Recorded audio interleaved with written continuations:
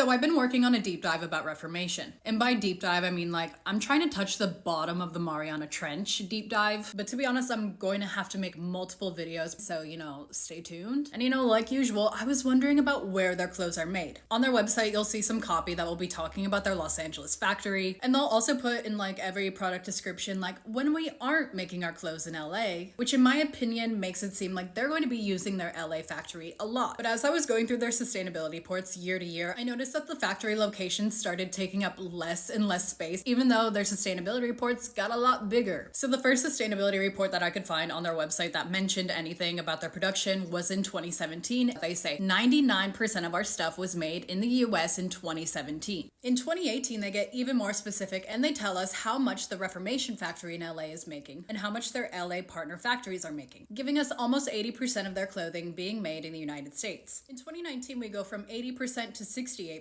being made in LA, and then in 2020 it goes down to 51.3%, which possibly has something to do with the fact that they sold their majority stake to a private equity firm, whose motto seems to be multiplying potential. But we'll talk more about this acquisition later. In 2021, China starts taking the lead and is actually making around half of Reformation's product volume. In 2022, they opt for a little more minimal display. The USA actually loses around 11 percentage points. In 2023 is actually the last year where we will see the production volumes displayed by country. The USA is only making around 24% of their volume. So you'll see that in just 6 years from 2017 to 2023, it appears that Reformation moved 75% of their production outside of the US. The most we're going to get from them in 2025 is this section under Made Better. They will say, we make some of our clothes in Los Angeles. Extremely detailed. I don't know, it just seemed like they were really hyping their LA production and that a lot of Reformation's branding was built around being an LA brand. And also a reminder, just because a brand says that they are making their clothes in LA or the United States, it doesn't mean that it's going to be automatically ethical, because I did obviously look further into